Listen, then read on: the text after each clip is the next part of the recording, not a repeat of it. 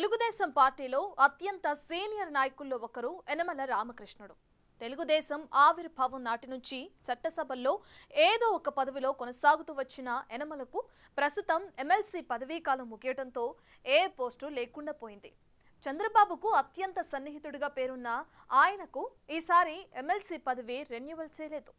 దాంతో రాజకీయాల్లో యనమల రామకృష్ణుడి శకం ముగిసిందా అన్న చర్చ మొదలైంది.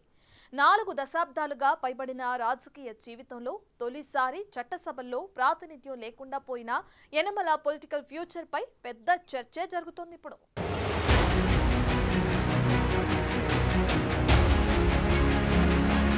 టీడీపీలో అత్యంత సీనియర్ నేతలుగా కొనసాగుతోన్న నేతల్లో యనమల రామకృష్ణుడు ఒకరు. అశోక్ గజపతిరాజు, యనమల రామకృష్ణుడు, షరీఫ్ వంటి సీనియర్లు టీడీపీ ఆవిర్భావం నుంచి పార్టీలో కొనసాగుతున్నారు. యనమల రామకృష్ణుడు తొలిసారి 1983లో ఎమ్మెల్యేగా గెలిచినప్పటి నుంచి ఏదో ఒక చట్టసభకు ప్రాతినిధ్యం వహిస్తూనే ఉన్నారు. మంత్రిగా, స్పీకర్గా, ప్రధాన ప్రతిపక్ష నాయకుడిగా అనేక కీలక పదవులు నిర్వహించారు. 73 ఏళ్ల వయసులోనూ రాజకీయాల్లో యాక్టివ్గా ఉంటున్నారు.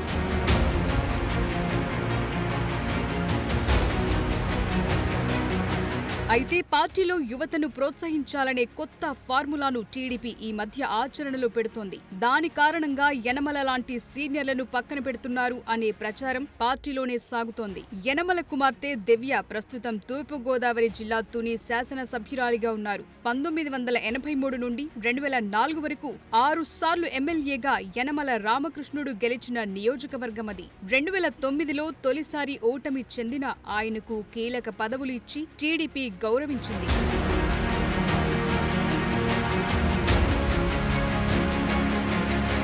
2014లో టీడీపీ అధికారంలోకొచ్చినప్పుడు కూడా ఎమ్మెల్సీగా ఉన్న యనమలకు చంద్రబాబు మంత్రి పదవి కట్టబెట్టారు. పార్టీ అధికారంలో లేనప్పుడు సైతం పీఎస్సీ చైర్మన్ వంటి పదవులిచ్చారు. ప్రస్తుతం ఎమ్మెల్సీగా ఉన్న యనమల రామకృష్ణుడి పదవీ కాలం ఈ నెలాఖరుతో ముగియనుంది. అయితే ఈసారి ఆయనకు ఎమ్మెల్సీగా ఛాన్స్ ఇవ్వకపోవడంతో పొలిటికల్ గా యనమల కెరియర్ కు చెక్ పడినట్లే అని ప్రచారం మొదలైంది. ఎమ్మెల్యే కోట ఎమ్మెల్సీ ఎన్నికల్లో యనమలకు మరోసారి అవకాశం దక్కుతుందని భావించారు.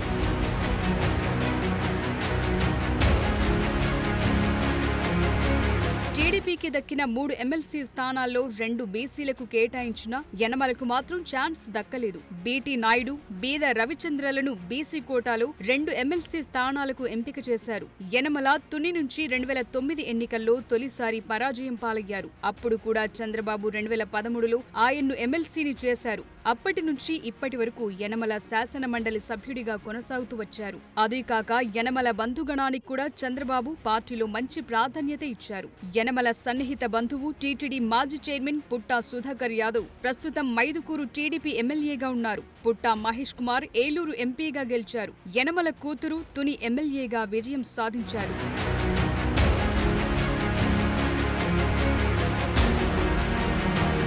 అయినా తనకు టికెట్ దక్కకపోవటంపై యనమల ఎలా రియాక్ట్ అవుతారా అన్న అంశంపైనే పెద్ద ఎత్తున చర్చ జరుగుతోంది. వాస్తవానికి చంద్రబాబు తన కేబినెట్లో యనమలకు అవకాశం ఇవ్వకపోవడంతో ఇప్పటికే యనమల ఒకంత అసంతృప్తితో ఉన్నట్లు కనిపిస్తున్నారు. అందుకు తగ్గట్లుగానే రాష్ట్రంలో తెలుగుదేశం కూటమి కొలువుదీరిన తరువాత కాకినాడ పోర్టు విషయంలో తెలుగుదేశం తీసుకున్న నిర్ణయాన్ని అనుసరించిన విధానాన్ని వ్యతిరేకిస్తూ యనమల కొన్ని వ్యాఖ్యానాలు చేయడంతో ఆయన పార్టీకి దూరం జరుగుతున్నారా అన్న అనుమానాలు కూడా అప్పట్లో వ్యక్తమయ్యాయి.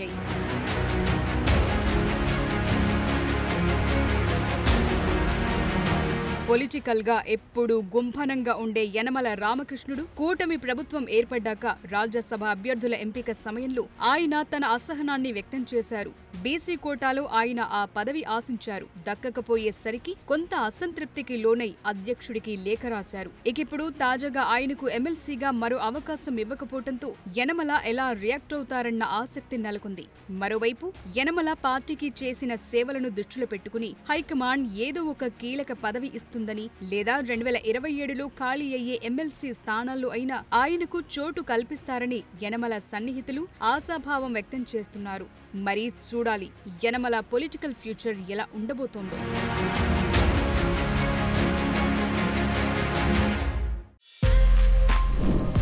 For more videos like this, subscribe Big TV channel.